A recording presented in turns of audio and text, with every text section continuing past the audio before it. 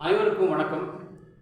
Gold medalist Hindi guides வழங்கும் கற்க கசடர நிகழ்ச்சிக்கு தங்களை வரவேற்பதில் பெருமகிழ்ச்சி அடைகின்றேன். सबको नमस्कार. गोल्ड मेडलिस्ट हिंदी गाइड्स प्रस्तुति कर्क कसडर कार्यक्रम पर आपका हार्दिक स्वागत है. आज का कार्यक्रम है कविगण कृपा. इस शीर्षक के अंतर्गत आधुनिक मीराबाई महादेवी वर्मा की काव्यगत विशेषताओं के बारे में हम जरा आलोचना करने वाले हैं. இன்றைய நிகழ்ச்சியிலே மாடர்ன் மீராபாய் என்று அழைக்கப்படுகின்ற கவியரசி மாதேவி வர்மா அவருடைய காவிய சிறப்புகளை பற்றி நாம் இன்றைக்கு ஆராய இருக்கிறோம். தாங்கள் தொடர்ந்து அளித்து வரும் ஆதரவுக்கு எனது உளமார்ந்த நன்றியை உரித்தாக்கிக் கொண்டு நிகழ்ச்சியை தொடங்குகின்றேன். महादेवी वर्मा, आप छायावाद और रहस्यवाद के स्तंभ मानी जाती हैं. आप छायावाद और रहस्यवाद के स्तंभ मानी जाती हैं. छायावाद रहस्यवाद இவற்றுக்கு தூணாக கருதப்படுவர் ஸ்ரீமதி மாதேவி வர்மா. जीवन वृत्त வாழ்க்கை வரலாறு, जन्म व शिक्षा दीक्षा பிறப்பும் கல்வியும். महादेव जी का जन्म सन 1907 में उत्तर प्रदेश के फर्रुखाबाद के एक सुसंपन्न परिवार में हुआ. இவர் 1907ஆம் ஆண்டு உத்தரப்பிரதேசத்தில் உள்ள ஃபருக்காபாத் மாவட்டத்திலே ஒரு செல்வ செழிப்புள்ள குடும்பத்திலே பிறந்தார். மாணவர்களுக்கு ஒரு வேண்டுகோள், இந்த பகுதியானது தக்ஷின் பாரத் இந்தி பிரச்சார சபாவுடைய பிரவீன் உத்தராஜ் படிக்கின்ற மாணவர்களுக்கு மிகவும் பயனுள்ளதாக இருக்கும். ஆகவே இதை படித்து பயன்பெற வேண்டுகிறேன். पिता श्री गोविंद वर्मा थे. माता श्रीमती हेमरानी देवी थी. आपने MA किया. आप महिला विश्वविद्यालय की प्रधानाचार्य रह चुकी हैं. लेडीज़ कॉलेज उடைய प्रिंसिपल இருந்திருக்கிறார்.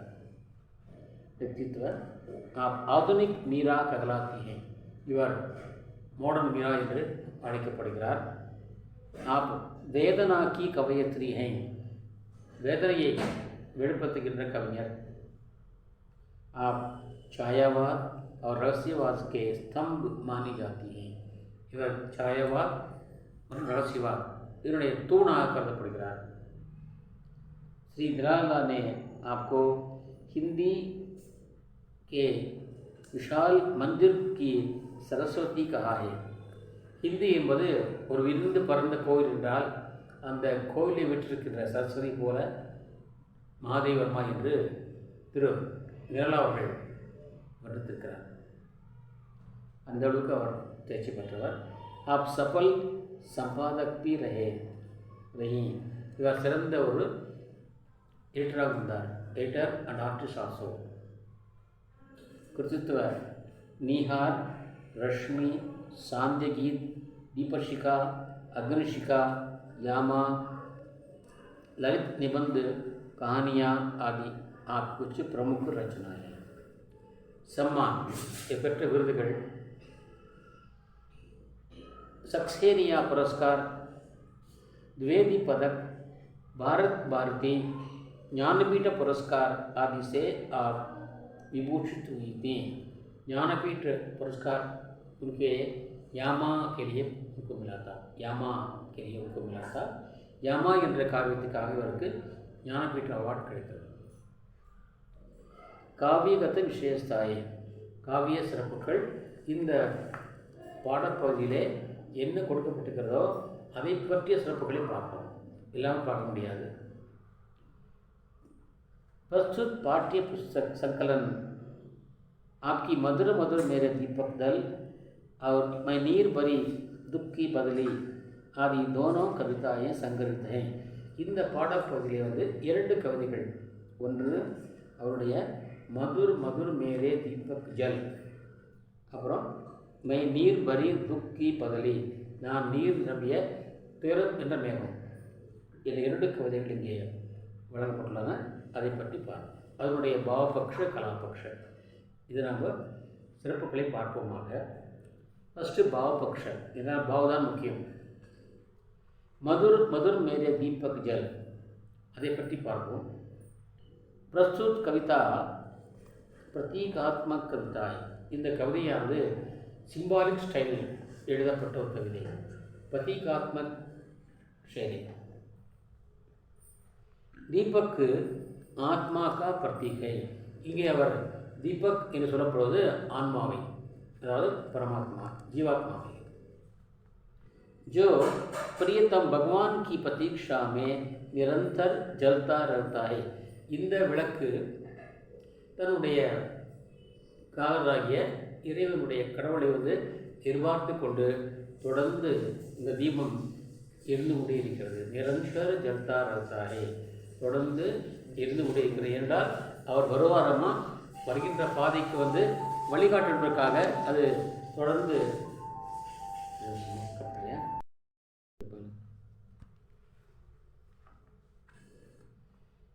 जो प्रियतम भगवान की प्रतीक्षा में निरंतर जलता रहता है, தொடர்ந்து எரிந்து கொண்டிருக்கிறது. भगवान எதிர்பார்த்து கொண்டு எரிந்து கொண்டிருக்கிறது. कवयित्री की अपेक्षा है, அவருடைய வேண்டுகோள் என்னவென்றால் ये दीपक प्रियतम परमात्मा के पथ को आलोकित करता रहे, என்னுடைய நாயகர் பகவானுடைய அவர் வருகின்ற பாதைக்கு ஒளியை காட்டிக்கொண்டு இருக்க வேண்டும் என்று நீங்கள் கவனித்திருப்பீர்கள். ஏதேனும் ஒரு வீட்டிலே ஒரு முதியவர், வயதான முதியவர் பேரன் பேத்தி கொண்டு இருந்துவிட்டால் அவர் இறக்கின்ற பொழுது அவருக்கு இருச்சவு செய்வார்கள், குளிப்பாட்டு செய்வார்கள். அப்பொழுது அவருடைய பேரன் பேத்திகளை கொண்டு தீபம் என்று சொல்வார்கள். தீபத்தை ஏற்றுக்கொண்டு அவருடைய அந்த அந்த நிர்வாடியை சுற்றி வருவார்கள். அது என்ன காரணம் கேட்டால், ஐதீகம் என்று கேட்டால், இந்து மதத்தில் அவர் போவதற்கு அவர் ஈஸியாக மிக எளிமையாக அந்த வைகுண்டம் போவதற்கு அந்த பிள்ளைகள் பேரப்பிள்ளைகள் அவருக்கு வழிகாட்டுகிறார்கள். அவருக்கு தீபம் எடுத்து வழிகாட்டுவதாக ஐதீகம். ஆக அது அவ்வளோதான் பேரன் பதிகள் அவருக்கு கட்டுப்பட்டவர்களவா. ஆகவே அவர்கள் விளக்கை எரித்து அந்த ஆன்மாவுக்கு ஆன்மாவை சுகத்துக்கு அனுப்பி வைப்பதாக ஐதீகம். அதுதான் அந்த சடங்கு செய்யப்படுகிறது. அதுபோல் இவர் தன்னுடைய பரமாத்மாவின் வருகைக்காக தன்னையே எடுத்துக் கொள்கிறார். அங்கே தீபத்தை இருப்பாங்க, இவர் தன்னையே எடுத்துக் கொள்கிறார். ஜெய்சே மதுர் மதுர் மேரே தீபக் ஜல் प्रियतम का पथ आलोकित कर,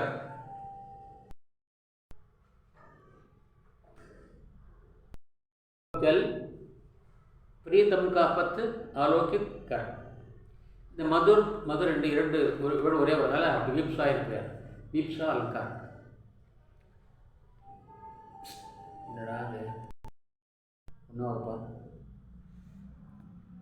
तू जल जल इतना होता क्षय, वो समीप आता चलना मैया. அப்போது அதான் ஒரு பாடலில் கவிஞர் வைரமுத்து எழுதுவார். நான் இப்போ சொல்லி நினைக்கிறேன். கலைவாணியே உனைத்தானே அழைத்தேன் உயிர்த்தியை வளர்த்தேன், உனைத்தானே அழைத்தேன் உயிர்த்தியை வளர்த்தேன், உனக்காக நான் உன்னுடைய பெரிய தீயாக வளர்க்குறேன். நீ வந்த போதும் இந்த தீ அணைஞ்சி போயிடும். வர வேண்டும் வரம் வேண்டும் இசை தரும் கலைவாணி என்று பாடுவார். அதுபோல் இங்கே இந்த அம்மா பாடுறாங்க. என்ன பாடுறாங்க? நீ வர வர வர நான் எதுவுடைய இருப்பேன். அந்த இப்போ தீபம் எரிகிறது, அது எண்ணெய் வச்சு விட்டால் என்ன ஆகிடும்? அப்படியே அணைஞ்சு விடும், அப்படியே தேய்ந்து விடும், அப்படியே குறுந்து விடும், குறுகிவிடும், தேய்ந்து விடும். ஆகவே எவ்வளவுக்களவு எரிகிறதோ அவ்வளவு அந்த தீபம் குறுகிவிடும், அந்த ஆன்மா அணைய போகிறம் வந்துவிடும். அப்பொழுது நீ நெருங்கி வருவாய். ஏனென்றால் நீ சல்லாமய, நீ கொஞ்சம் என்னிடம் என்னிடம் வஞ்சகம் செய்பவர். அதாவது நீ இறைவன் எப்பவுமே உடனே வரமாட்டான். சோதிப்பாய், கொஞ்சம் சாலாக்கு சொல்லுவாங்களே, தந்திரக்காரன் நீ, வஞ்சகம் மிக்கவன், தந்திரம் மிக்கவன், நீ உடனே வரமாட்டாய், என் உயிர் நீ அணையும் நேரத்திலே நீ என்னை காப்பாய் என்று எனக்கு தெரியும். ஆகவே இந்த உடம்பு, இந்த ஆன்மா இருந்து கொண்டே இருக்கட்டும், உனக்காக ஒளியை தந்து கொண்டே இருக்கட்டும். சமீப் ஆத்தா சல்னாமய. ஆகவே மதுர விலன்கேரியே அனாத்து. ஆகவே நீ என்னை என்னோடு இனிமையாக இணைவதற்காக நீ வரலாம், வா. உஸ்கி உஜ்ஜவல் ஸ்மித் மே குல் குல். அது பிரகாசமாக எரிகிறது, அது பார்க்கின்ற பொழுது அது புன்னகைமாக இருக்குது. ஸ்மித்னா புன்னகை, அது நமக்கு உன்னை பார்த்து புன்னகை செய்கிறது. அந்த புன்னகையிலேயே நீ கலந்து கலந்து கரைந்து கரைந்து மந்திர் மந்திர் மேலே தீபக் ஜல். அனைத்து கோயில்களிலும், அதாவது என்ன கோயிலாக நினைத்து இந்த தீபம் உயிர் தீபம் எரியட்டும். பிரியத்தம் காப்பத்து ஆலோகித்தார். என்னுடைய இறைவன் வருகின்ற பாதைக்கு ஒளிகாட்டிக்கொண்டே, அதாவது சொல்லுவாங்க சாதாரணமாக சுகாயத்திலே இங்கிருந்து போகிற ஆத்மாவுக்கு வழிகாட்டவா சொல்லுவாங்க. இங்கிருந்து போகிற ஆத்மாவுக்கு தான் அந்த சந்ததிகள் வாரிசுகள் அந்த தீப்பந்தம் ஊட்டி, அதாவது விளக்கேற்றி இங்கிருந்து அந்த போகின்ற ஆன்மாவுக்கு வெளிச்சம் காட்டுவதாக சொல்வார்கள், வழிகாட்டுவாங்க. இங்கே அவர் வருகின்ற பரமாத்மாவுக்கு வழிகாட்டுவார். யாரு? மகாதேவன். சரி, அடுத்ததாக மை நீர் பதி துக்கி பதிலி. நான் நீர் நிரம்பிய மேகம். என்ன மேகம் அது? துயரம் என்கின்ற மேகம். பாதல்னா பாதல் ஆண்பால் வரும், பதில்னாக்கா பெண்பால் வரும். நான் தானே மகாதேவ் பெண் தானா பதிலிங்கிறார். பிரசுத் கவிதா மே महादेव जी के मन की पीड़ा उबरकर आई है. இந்த கவிதையில் அவருடைய உள்ளத்து வேதனை பொங்கி வந்திருக்கிறது. உபர்கர் ஆயே, மேலே மேலோங்கி வந்திருக்கிறது, பொங்கி வந்திருக்கிறது. மகாதேவஜி வேதனாமயி है, வேதனையே உருவமாக இருக்கிறார். जैसे मैं नीर भरी दुख की बदली, स्पंदन में चिर निस्पंद बसा. ஸ்பந்தன் மே நிஸ்பந்த பதா, நிரந்தரமான. நீ என்னை தொடுகின்ற பொழுது, நீ தொடாமல் இருந்த காலமெல்லாம் கூட அதில் அடங்கி விடுகிறது. நீ என்னை தொடாமல் இருக்கிற இந்த காலம் நிறைய உண்டு, ஆனால் நீ தொட்டு விட்டால் அதெல்லாம் இல்லாமல் போயிடுகிறது. கிரந்தன் மே விஸ்வஹசா. நான் சிரிக்கும் பொழுது, நான் அழுகின்ற பொழுது, ஐயோ நான் வரலையே நடுகின்ற பொழுது உலகம் என்னை பார்த்து சிரித்தது. என்னடா பைத்தியக்கார மாதிரி சிரிக்கிறார் சொல்லி, ஆனால் நான் அதை பற்றி கவலைப்படவில்லை. சுக்குமே துக்க அந்தர் நீத்தை. சுகராகம் சோகம்தானே என்று போடுவார் வேணும்.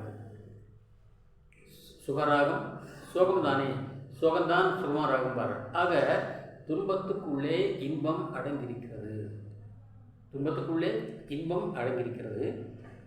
அதனால் இன்பத்துக்குள்ளே துன்பம் அடங்கியிருக்கிறது. सुख में दुख निहित है. दुख की बदली सुख बरसाकर अपना इतिहास लिखकर वीर हो जाती है. சுகம் என்ற அந்த மேகம், துகம் என்ற அழுகின்ற மேகம் சொல்வார்ல, இரவின் கண்ணீர் பனித்துளி என்பார், முகிலின் கண்ணீர் மழை என சொல்வார் என்பார் கவியரசர். இரவின் கண்ணீர் பனித்துளி என்பார், முகிலின் கண்ணீர் மழை என சொல்வார். இங்கே மழை தன் துயரத்தால், அதே சொல்வார் ஜெயசங்கர் பிரசாத், बरसाती आंखों के बादल बनते जहाँ भरे करुणा जलवर. பூமியில் மக்கள்லாம் பசியாலும் தாகத்தாலும் வாடுவதை பார்த்த மேகங்கள் அழுதாமா. அந்த அழுகை தான் அந்த கண்ணீர் தான் கீழே மழையாக வருதான். பர்சாத்தி ஆங்கோங் கே பாதல் பந்தே ஜஹா பரே கருணா ஜல். எங்களை பார்த்து கருணைமைப்பட்டு அந்த மேகம் அழுதாமா. அந்த அழுகை என்ன வருது? மழையாக. அதை இவ்வளோ சொல்லுவாங்க யார்? மகாதேவம்மா. त्रिषित दराने जब पुकारा, त्रिषित दराने, தாகம் கொண்ட இந்த பூமியானது கூப்பிச்சாமா. யாரை பார்த்து? மேகத்தை வா வா கூப்பிச்சாமா. त्रिषित दराने जब पुकारा तब बरसात बनकर नीचे आया, அது மழையாக மாறி கீழே வந்து என்பார். இங்கே சொல்கிறாரு விஸ்ரு நபகா, அது அப்படி என்ன பண்ணக்கூடாது, அது மழையாக பொழிந்து அது என்னாகிறது, மறைந்து போகிறது, தண்ணீருக்குள்ளேயே உள்ளே அடக்கி போடுகிறது.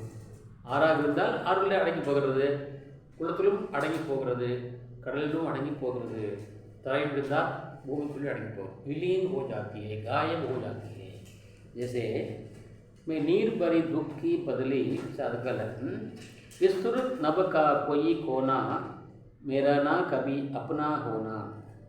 ஆக இந்த மேகத்தினுடைய அந்த மழை நீருக்கு இது உலகம் பறந்து விழுந்தது, எங்காவது முறையிலே அதுக்கு இடம் இருக்கும், அது எங்கேயாவது போய் அது ஐக்கியமாகிடும்.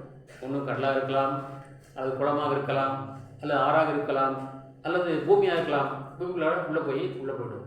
விஸ்துருத்து நபுக்கா பொய் போனா, விருந்து பறந்த வானம், எங்கேயோ முறையில் வந்து வேகமாக இருக்கும், அது எங்கேயோ மழை பெய்யும்.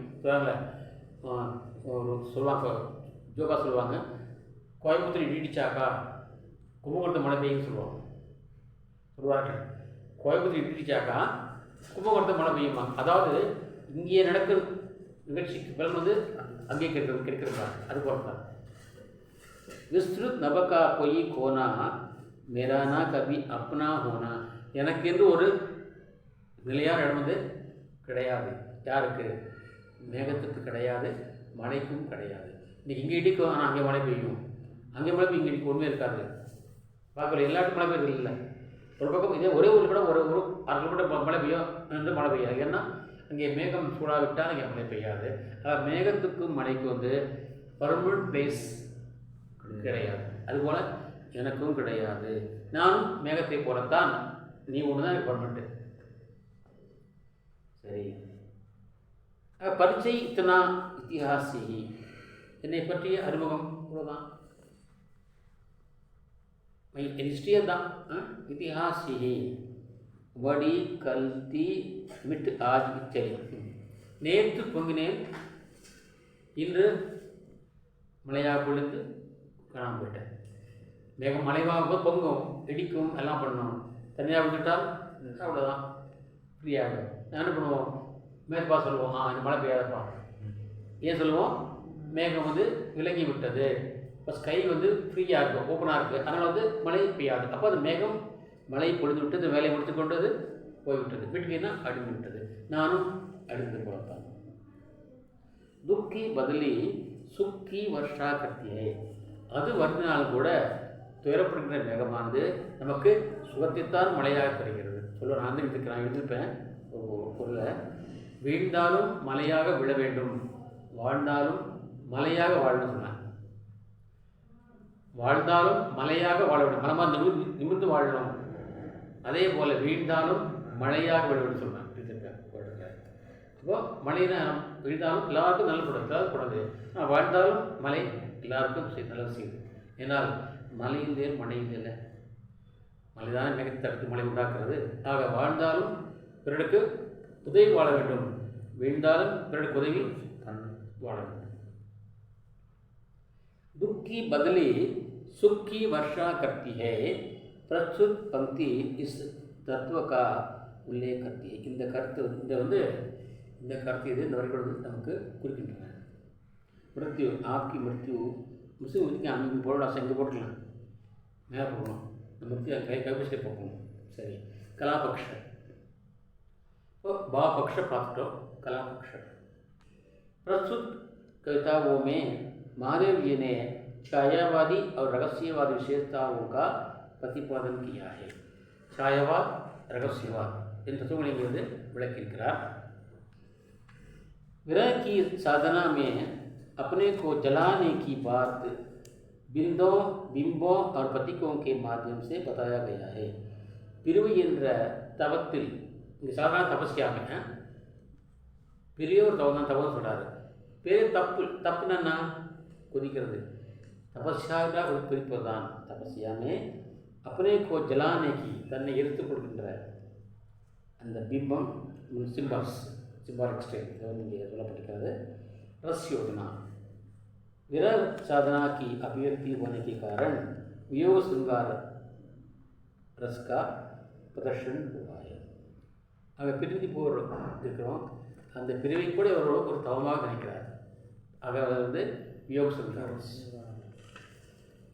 அடுத்தது छंद योजना याप प्रस्तुत पंक्तियों में गीत तत्व की शैली अपनाई गई है.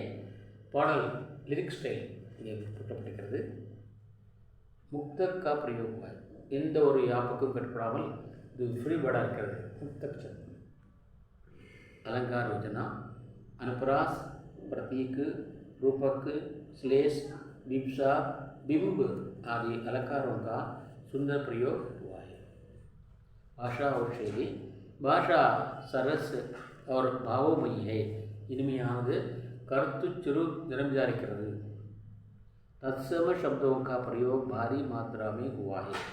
तत्सम என்றால் சான்ஸ்கிரிட் வேர்டை வந்து அப்படியே இந்தியில் பயன்படுத்தினா தத்சம் சொல்லுவாங்க. ஆங்கில அதாவது சமஸ்கிருத மொழியினுடைய சொற்களை இந்தியில் அப்படியே இங்கே பயன்படுத்தப்பட்டிருக்கிறது. तत्सम शब्द प्रतीकात्मकता व बिंब प्रदान की प्रयोग अत्यंत प्रभावशाली ढंग से किया गया है. सिम्बालिक स्टाइल बिंब प्रदान स्टाइल வந்து மிக மிக செல்வாக்கு மிகுந்த முறையில் ஆதிக்க சொல்லப்பட்டிருக்கிறது. प्रस्तुत कविताओं में कवयित्री की अतीन्द्रिय प्रेम की अभिव्यक्ति भी है. புலங்களுக்கு அப்பாற்பட்ட இந்திரிய அத்தீந்திரிய புலங்களுக்கெல்லாம் அப்பாற்பட்ட ஒரு கருத்தை அன்பை அவர் இங்கே வெளிப்படுத்தியிருக்கிறார். प्रकृति सौंदर्य के अनेक प्रकार के अनुभवों की अभिव्यंजना हुई है. இயற்கை அழகை பற்றிய பலவிதமான अनुभवங்களை பற்றி இங்கே விளக்கம் சொல்லப்படுகிறது. विरह की साधना में स्वयं को जलाने की बात का बिंबों और प्रतीकों के माध्यम से सुंदर ढंग से चित्रित किया गया है. பிரிவு என்ற தவத்தை தன்னையே எரிக்கின்ற சக்தி பற்றி மிக மிக சிம்பாலிக் ஸ்டைலில் வந்து மிக அழகிய முறையிலே இங்கே சொல்லப்பட்டிருக்கிறது. அடுத்தது इधर के साथ हमने उनकी कविता की काव्यगत जैसा हमने देखा और उनके कुछ पसंद व्याख्या लिखेंगे. सौरभ फैला विपुल दुख बन. माधवी वर्मा अपने आत्मा को बुलाती हैं और उनसे कहती हैं. தன் ஆன்மாவை கூப்பிடுகிறார் சொல்றார். ஆன்மாவே சௌரப் பைலா விப்புல தூப் பன். விப்புல்னாக்கா பிரம்மாண்டமான மிகப்பெரிய மிகச்சிறந்த மிக பறந்து விரிந்த தூப் பற்றி சொல்லுவாங்க. தூபத்தினா வந்து ஊதுபத்தியாக நீ மாற வேண்டும். விப்புல தூப் பன் விரிந்து பறந்த ஊதுபத்தியாக மாறி சௌரப் பைலா நறுமணத்தை பரப்புவாயாக. ஆன்மாவே நீ வந்து ஊதுபத்தி போல மாற வேண்டும். எப்படி பக்தி தன்னைத்தானே எடுத்து கொண்டு எல்லா பக்கமும் மனத்தை பரப்புகிறதோ அதுபோல் நீ மனத்தை பரப்ப வேண்டும். ஆனால் மனத்தை பரப்பும்போது நீ தெரிய வேண்டும். அதாவது அந்த மனத்துக்காக நீ உன்னையே தியாகம் செய்ய வேண்டும். சரி. மிருதுல் மோம் சா குல் ரே மிருதன் நினைக்கிறேன். ஒரு சொல்லிக்கிறேன். ரவீந்திரநாத் டாகூர் அவர்கள் தன்னுடைய கீதாஞ்சலியிலே சில லைன் சொல்லியிருப்பார். நான் சொல்லியிருப்பேன் நினைக்கிறேன். அங்கே அவர் சொல்கிறார், சூரஜ் டூப்னே ஜா ரஹா தா. சூரியன் அப்போது அஸ்தமிக்க இருந்தது. वो सबसे कहा आसमान में कौन कौन थे? चांद थे, सितारे थे, स्टार्स सब चुप रहे. उसने पूछा, मेरे बाद मैं अभी अस्त होने जा रहा हूँ. मैंने अभी सुबह से शाम तक मैंने दुनिया को रोशनी दी, நான் ஒளியை கொடுத்தேன். मेरे बाद इसकी जिम्मेवारी कौन लेगा? எனக்கு அப்புறம் இந்த பொறுப்பை யார் ஏற்பார்கள் என்று கேட்குறாரு அந்த சூரஜ் சேகதாமா. உடனே அங்கே என்ன யாராக இருந்தாங்க? சாந்த் தான், தாரே தே, மூன் இருக்கு, ஸ்டார்ஸ் இருக்கு, சப் சுப் ரहे. யாரையும் வர சொல்ல, நான் இருக்க சொல்ல. ஆனால் एक छोटा सा दिया சின்ன விளக்கு सामने आया, उसने कहा असुंदर ये भारी महाराज ये भारी बोझ मेरे दुर्बल कंधों पर, என் தோள்கள் வந்து மிக வீக்கானதான், நமக்கு பலசாலி கிடையாது, ஆனால் நீ கொண்டு முக்கிய சுமை வந்து மிகப்பெரிய சுமை, இந்த பெரிய சுமையை நான் என்னுடைய சிறிய பலம் இழப்பு தோள்களிலே நான் ஏற்றுக்கொள்கின்றேன். அப்போ எவ்வளோ பெரிய கருத்தை இங்கே சொல்லி வருகிறார். இது கீதாஜியுடைய ஒரு லைன். நான் இந்தியிலே சொன்னதை ரவீந்திரநாத் டாகூர் அவருடைய கருத்து. இங்கே என்ன சொன்னார், दे प्रकाश का सिंधु मृदुल मोम सा कुलरे மிருத்தன், என்னுடைய உடம்பு சாஃப்டாக இருக்கிறது, மெழுகுவத்தியும் சாஃப்டாக இருக்கிறது. மெழுகுவத்தி என்ன செய்கிறது, நமக்கு ஒளியை ஊட்டுவதற்காக அது தன்னைத்தானே அழித்துக் கொள்கிறது. அதுபோல என் உடம்பு நானே என் உயிர்த்தியை வளர்த்து என்னை கொஞ்சம் கொஞ்சமாக அழித்து கொண்டு உனக்கு, யாருக்கு, பகவானுக்கு, என்னுடைய பரமாத்மாவுக்கு வருகின்ற வழியை நான் காட்டிக் கொண்டிருப்பேன். நான் இந்த ஆன்மா இதே வரைக்கும் உனக்கு வெளிச்சம் இருக்கும், ஆனால் அதுக்கப்புறம் வெளிச்சம் இருக்காது, அதற்குள் நீ என்னை வந்து ஆட்கொண்டு விடு. தே பிரகாஷ் கா சிந்து அபரிமித்த, ஒளி என்ற கடலையே வந்து அளவில்லாமல் கொடுப்பேன். பரிமித்த அபரிமித்த, என்லெஸ், அளவில்லாமல் முடிவில்லாமல் நான் தர வேண்டும். ஆன்மாவே நீ தரணும். எப்படி ஒளி என்றும் கடலை நீ சிந்து சாகர், தேரைய ஜீவன் கா அணுகல்கள், உன்னுடைய வாழ்க்கையினுடைய ஒவ்வொரு வாழ்க்கையும் ஒவ்வொரு உடம்பும் ஒவ்வொரு அணுவும் என்ன பண்ணணும், அப்படியே கரைந்து கரைந்து போகணும். கல்லாம் கரைவது, கரைந்து போகணும், உருகி போகணும், மெழுகுவத்தி மாதிரி. புலக் புலக் மேலே தீபக் ஜல், அது சொல்ல பாரு. அப்படி எரியும் போது உனக்கு வலிக்கும் இல்லையா, அதான் அழக்கூடாது. என்ன பண்ணணும், சிரித்து கொண்டே நீ எரியணுங்கிறார். புலக் புலக் மேலே தீபக் ஜல், ஏன்னா எரியும் போது வலிக்கும், சுடும். ஆனால் நீ வந்து அதுக்காக அழக்கூடாது, மகிழ்ச்சியோடு நீ எப்படிக்காக ஒரு உயிரை தியாகம் செய்யணும், கொடுக்கணும், கொஞ்சம் கொஞ்சமாக போகணும். संदर्भ प्रस्तुत पद्यांश श्रीमती महादेवी वर्मा कृत मधुर मधुर मेरे दीपक जल शीर्षक पद्य से अवतरित है। प्रस्तुत पद्य में कवयित्री कहती हैं कि मेरी आत्मा रूपी दीपक परमात्मा को पथ दिखाते हुए जलते रहे. என்னுடைய ஆன்மா என்ற தீபமானது பரமாத்மாவுக்கு வழிகாட்டி கொண்டே அவர் வருகிற வரைக்கும் இருந்து கொண்டே இருக்கட்டும். कई पर्चे। आधुनिक मीराबाई महादेवी वर्मा का जन्म 1907 में उत्तर प्रदेश के फर्रुखाबाद में हुआ. आप छायावाद और रहस्यवाद के स्तंभों में एक हैं. निहार, यामा, गांधीगीर आदि आपकी प्रसिद्ध रचनाएं हैं. शब्दार्थ सौरभ सुगंध, पुलक पुलक खुशी से मतलब सिर्फ बोल देखा, मृदुल कोमल साफ्टाना मेन्मयाना. व्याख्या. कवयित्री कहती हैं, हे प्राण दीपक ना उयर्तिये उயிர் விளக்கே, उयर्तिये नारे उயிர் விளக்கேங்கறாரா, उயிர் விளக்கே तुम विपुल धूप बनकर सुगंध फैलाओ. நீ பெரிய தீபம், அதாவது ஊதுபத்தியாக மாறி உலகெங்கும் வெளிச்சத்தை பரப்பு. வர்ற பெருமாத்மா வந்து அந்த மனத்தை நுகர்ந்து கொண்டே வரட்டும். मोम बनकर अपने को जल गल जाने दो. நீ மெழுகாக மாறி உடம்பை நீயே வந்து உருகிவிட கரைத்துக்கொள்ள அனுமதிப்பு. பிரியத்தம் பரமாத்மா को रास्ता दिखाओ. நம்முடைய கணவனாகிய அன்பராகிய பரமாத்மாவுக்கு வழிகாட்டு. अपनी सेवा संसार भर फैलाओ. उन्होंने सेवाएं उलग मुलग पढ़ो. विशेष कवयित्री चाहती हैं कि प्रियतम भगवान के लिए अपने आप को त्यागने तैयार रहें. अगर நம்முடைய கணவர், காதலர், அன்பர் இறைவனுக்காக நம் அனைத்தையும் தியாகம் செய்ய நாங்கள் தயாராக இருத்தல் வேண்டும். ரகசியவாதி சிந்தன் தர்ஷனிய है. ரகசியவாத சிந்தனையிலே காணப்படுகின்றது. பாவசாமிய கம்பேரிசன் இது வருதா, மகாதி வருமதா என்ன போட்டிருக்கிறாங்க. सब चलने में भी चलती हूँ, सब कुछ मैं तिल तिल जलती हूँ.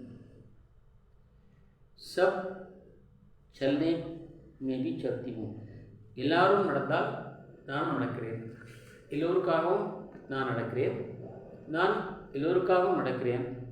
அதே போல் எல்லோர் முயற்சிக்காக நான் கொஞ்சம் கொஞ்சமாக இருக்கிறேன். தில் தில் ஜல்தியும் துடிதுடித்து கொஞ்சம் கொஞ்சமாக உருகி உருகி கரைந்து கரைந்து இருக்கின்றேன்.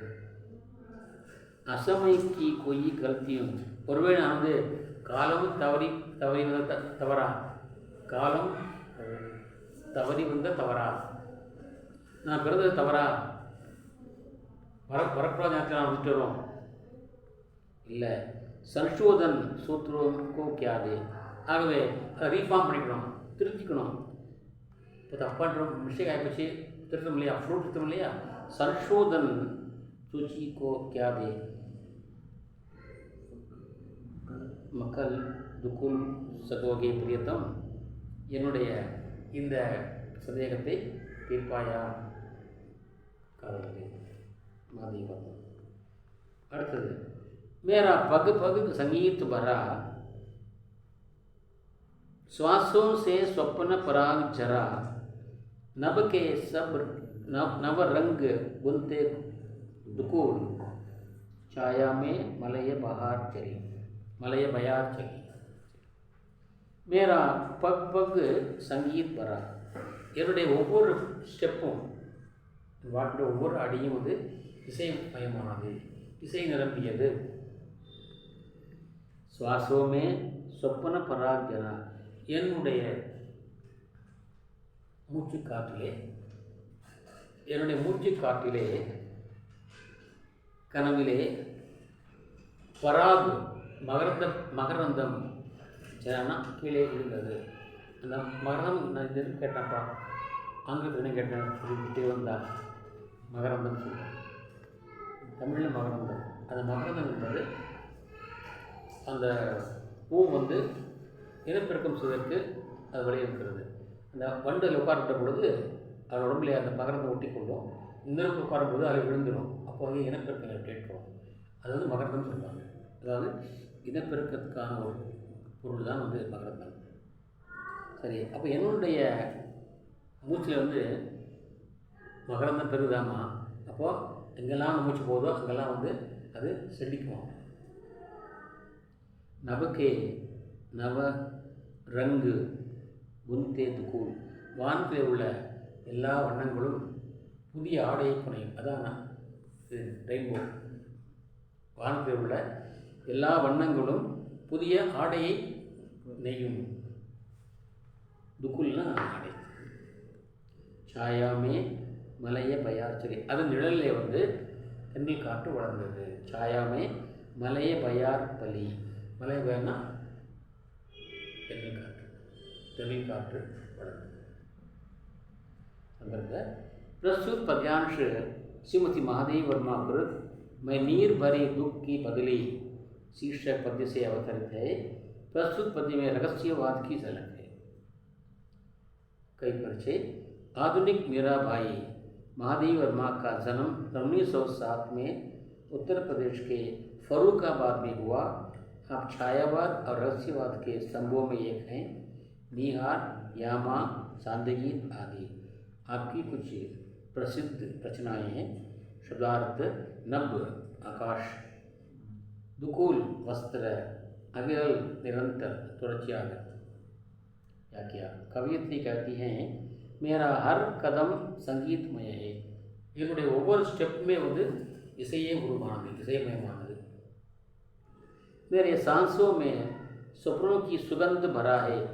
என்னுடைய மூச்சிலே வந்து கனவுகள் என்கிற சுகந்தம், நறுமணம் நிரம்பியிருக்கிறது. आसमान के लिए रंगीन वस्त्र बुनती हूँ. நான் வானத்துக்காக வண்ண வண்ண ஆடைகளை நெய்கிறேன். पहाड़ी प्रदेश की छाया और चंदन सुगंध भरी हवा से साथ पलती हूँ. மலைப்பகுதியில் உள்ள நிழல் மற்றும் சந்தன காற்று, சந்தன நிறமணம் இவற்றின் கலந்த காற்றோடு காற்றாக நான் வளர்ந்திருக்கிறேன். दुख के बादल सुख बरसाकर अनंत में विलीन हो गए हैं. துயரம் என்ற மேகங்கள் இப்பொழுது மழையை இன்பம் என்ற மழையை பொழிய வைத்துவிட்டு அது முடிவில்லாத வானத்திலே எங்கேயோ போய் மறந்து விட்டன. इसी प्रकार मैं भी अपना अस्तित्व परमात्मा के लिए मिटा देना चाहती हूँ. அதே போல தான் நானும் என்னுடைய அடிப்படையே என் அசிவாரத்தையே என் உயிரையும் உடலையும் இறைவனுக்காக அர்ப்பணிக்க விரும்புகிறேன். எப்படி அந்த உலகெல்லாம் தலைப்பதற்காக மேகம் மழையை பொழிந்து கடைசியாகியே போய் மறைகிறதோ அதுபோல என்னுடைய பரமாத்மாவாக நானும் மறைந்துவிட விரும்புகிறேன். கொஞ்சம் பாடிருப்பார். மழை இல்லாமல் வளம் இல்லை, மழை இல்லாமல் வளம் இல்லை, ஒரு விதை இல்லாமல் பயிர் இல்லை, ஒரு விதை இல்லாமல் பயிர் இல்லை, உழைப்பு இல்லாமல் உயர்வில்லை, உன் உறவில்லாமல் நான் இல்லைப்பார். உன்னை யார்? பகவான். உன் உறவில்லாமல் நான் இல்லை. அதுபோல மேகம் இப்படி அனைவருக்கும் சுகத்தை கொடுத்துவிட்டு தான் எங்கோ மறந்து போகிறது போல நான் இறைவா உனக்கு வெளிச்சம் காட்டிவிட்டு நான் எங்கோ மறந்து போகிறேன். इसी प्रकार मैं भी अपना अस्तित्व परमात्मा के लिए मिटा देना चाहता हूँ. என்னுடைய அடிப்படையே परमात्माவுக்காக அழித்து கொள்ள விரும்புகிறேன். विशेष ये छायावादी गीत है. कवियत्री ने अपने मानसिक पीड़ा का चित्रण किया. தன்னுடைய உள்ளத்து வலியை இங்கே சொல்லியிருக்கிறார். इसमें रहस्यवाद की झलक भी है. बहुत शामिल. कृष्णतम तम दिया अरुण उजाला. कृष्णतम तम तमना இருட்டு. அதாவது தம என்று சொன்னால் இது கம்பேரிசன் சொல்லுவாங்களே, इससे बड़ा उससे बड़ा, ஆனால் बड़ा बड़े से बड़ा मांग. அவர் உச்ச உயர்வான, உச்சத்தம்னா அதை காட்டும் உயர்வானது இல்லைன்னு அர்த்தம். அதான் தத்துவ தமை என்றால் அதை விட உயர்ந்து எதுவுமே இல்லை. நியாயாலை சுப்ரீம் கோர்ட் இருக்குது, அது என்ன பேர் என்றால் உச்சத்தம் நியாயாலை, அதுதான் பேர். ஏன்னா அதுக்கு மேலே எதுவுமே இல்லை. அதுதான் அது சொன்னால் அவ்வளோதான் முடியுது. அதுக்கு மேலே இன்னொரு கோர்ட்டுங்கிறத கிடையாது. உச்சத்தம நியாயாலயம். என்ன சொல்லாதீங்க கிருஷ்ணத்தம. கிருஷ்ணா நான் எவ்வளவுக்களவு குறுகி போயிடணும் அவ்வளவுக்களவு குறுகிவிட்டேன். இதற்கு மேலே என்னால் குறுக முடியாது, சிறியவளாக முடியாது. கிருஷ்ணத்தம தம இருட்டப்பட்டிருக்காமா. சரி, ஏனென்றால் தியா அருண உஜாலா விளக்கும் சரி. காலையை விளக்கையாது விளக்குதுனாக்கா சூரியன். அந்த அருணோதயனுடைய அந்த வெளிச்சம் இருக்கிறதே அதற்கு முன்னாலே இருட்டு ரொம்ப ரொம்ப ரொம்ப சிறியது. இந்த கிருஷ்ணத்தம தமம்மா, தம்னா இருட்டு. அந்த சூரியனுடைய வெளிச்சத்துக்கு முன்னால் பார்த்தீங்கன்னாக்கா இருட்டுக்கு ஒன்றும் இல்லை, மிக மிக சிறியது, சுருங்கி போனது, குறுகி போனது. प्रात सांझ रंगों का डेरा. प्रात सांझ, प्रार्थना काले, சாஞ்சுனா மாலை. இரண்டுமே ரங்கம் கா டேரா ஒன்று, வண்ணங்களுடைய டேரா. வண்ணங்கள் டேரா போட்டுச்சு. காலையில் பார்த்தீங்கன்னாக்கா நீல வானமாக தெரியும், மஞ்சளாக தெரியும், சிகப்பாக தெரியும். மாலை வானப்படி இருக்கும், அதே மாலை என்னவாக இருக்கும், மஞ்சளாக தெரியும், சிகப்பாக தெரியும். கடைசி எல்லாமே போயிடும். வானமகள் நாணுகிறாள், வேறு உடை பூணுகிறாள், இது ஒரு பொன்மாலை பொடி என்று வரிவந்து போடுவார். அவங்க வெக்கப்படலாமா? வானம் என்ற பெண் வெக்கப்படுறாளாமா? அதை பண்ண சொல்ல போய்க்காங்க. ட்ரெஸ் வாங்கிக்கலாமா? வேறு உடை பூணுகிறாள், நீலமாக தினம் ஆடுது, சிகப்பாய் நாணி வெக்கப்பட்டு கடைசியாவது எல்லோ ட்ரெஸ் போட்டுக்கலாமா? அது மாதிரிங்க ஒரு ये रंग प्रात सांझ रंगों का डेरा. ये रंग अजयवान, ये रंग अभय मधुमय मेरा. இந்த வண்ணம், ரஸ், இந்த சுவையானது அபய பயமற்றது எனக்கு அந்த அவையத்துக்குள் அருள்வது எனக்கு இன்மையானது மதுமய मेरा क्या விஷால வைபவ முஜு லகுகித்த இவ்வளோ பெரிய விருந்து பரந்த வாழ்வை நான் சின்னவன் எனக்காக ஆண்டவன் கொடுத்துட்டானே கர் நிர்மூல் சகோகே பிரியத்தன் கடவா என்னை கொடுத்து ஆதரவற்ற என்னை அடிப்படை இல்லாத என்னை எவ்வளோ விருப்பத்தை கொடுத்து என்னை நீ உன்னோடு சேர்த்து கொள்வாயா அன்பரே सुभद्रा पुराण। इस प्रकार कवयित्री महादेवी वर्मा ने अपने दोनों कविताओं के द्वारा हमें छायावाद और रहस्यवाद के तत्वों को समझाया है और भी इस प्रकार उनकी जो रचनाएं हैं उनको हम पढ़ें, अध्ययन करें और उनका रसास्वादन करें। और इतना कहते हुए मैं आज का कार्यक्रम समाप्त करता हूँ। இதுபோல் மாதவி வர்மா அவர்கள் நிறைய கவிதைகளை படைத்திருக்கிறார், நிறைய காவியம் படைத்திருக்கிறார். அந்த காவியங்களை நீங்களாம் படித்து இன்புற வேண்டும் என்று தங்களை வேண்டிக்கொண்டு இத்துடன் இன்றைய இந்த